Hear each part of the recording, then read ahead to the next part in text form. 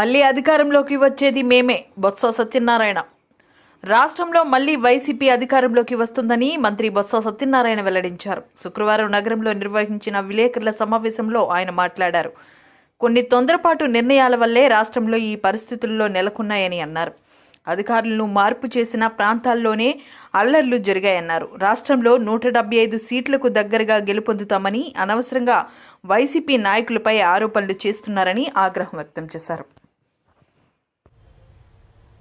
స్వార్థంతో రాష్ట్ర ప్రయోజనాల దృష్ట్యా మా మీద మా పార్టీ మీద ఆధారపడిన ప్రభుత్వం కేంద్రం రావాలని కోరుకుంటున్నాం.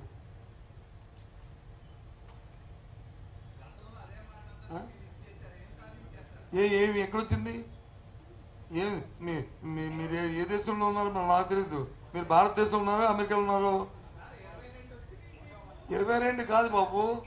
ఏం అంత నేను మాట్లాడుతుంది ఏంటి, మీరు మాట్లాడుతుంది ఏంటి? 22 అనలేదు. మా మీద ఆధారపడిన ప్రభుత్వం కేంద్రం రావాలి. అండర్లైన్.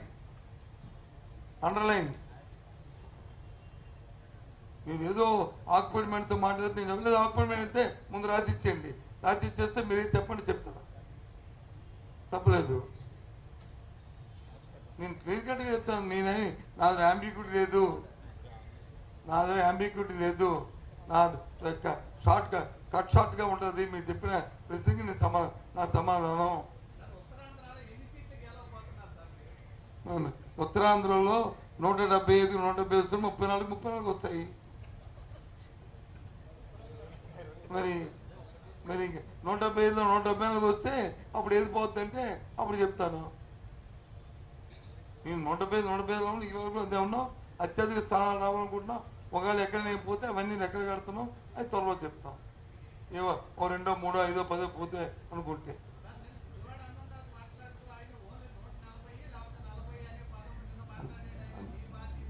మన ఆయన ఏం మాట్లాడో నాకు సంబంధం లేదు. నేను మాట్లాడుతుంది ఆయన కూడా అడగస్తుంది. ఆయన ఈసారి అడిగినప్పుడు అడగండి, ఇది మీ వ్యక్తిగత అభిప్రాయమా, మీ పార్టీ అభిప్రాయమా, లేదు మీ ప్రభుత్వ తాలూకా నిర్ణయం అని. నేను మాట్లాడుతుంది నా పార్టీ అభిప్రాయం,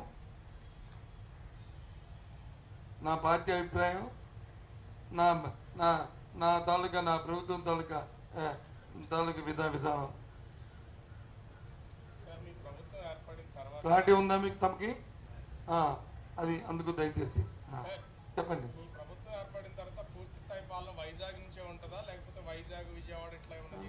ఎగ్జిక్యూటివ్ క్యాబినెట్ వైజాగ్ అయినప్పుడు వచ్చి ఇంకా మళ్ళీ ఇక్కడ ఎందుకు ఉంటుంది? అవుతాయి అవన్నీ మేము మేనిఫెస్టో అందుకే కదా పెట్టాం. తెలుగుదేశం పార్టీ మేనిఫెస్టో పెట్టలే, మేము ప్రజా తీర్పుకి ఇచ్చాం. మేము ఇది ప్రజా తీర్పుని కోరుతున్నాం. ప్రజా తీర్పు వచ్చిన తర్వాత దాన్ని న్యాయస్థానాన్ని కోరుతాం. ఇగో ప్రజా తీర్పు ఇచ్చారండి, దయచేసి న్యాయస్థానం ఆలోచించేయండి అని అర్థిస్తాం. పెద్ద మనసుతో దీన్ని ఆలోచించండి. స్వార్థబోధితో కొంతమంది న్యాయస్థానానికి వచ్చి దీన్ని అభివృద్ధిని ఆటంకపరుస్తున్న ఎవరైతే రాష్ట్ర ద్రోహులు ఉన్నారో వారి పట్ల అప్రమత్తంగా ఉండాలి. రాష్ట్ర అభివృద్ధికి మీరు సహకరించాలని కోరుతాం. తదుపరి బెంచ్ నిర్ణయం.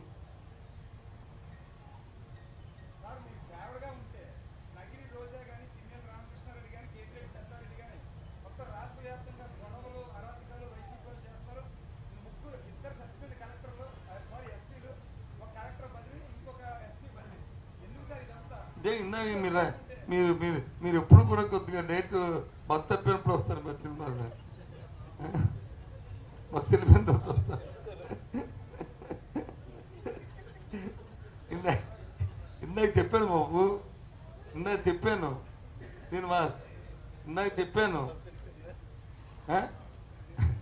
ఏం చెప్పానంటే ఎన్నికల ప్రక్రియ ప్రారంభమైనప్పుడు తెలుగుదేశం పార్టీ కూటమి నాయకులు ఫిర్యాదు ఇచ్చి లా అండ్ ఆర్డర్ మీద, రాష్ట్రంలో అధికారుల మీద ఇక్కడే మనం మాట్లాడుకుందాం.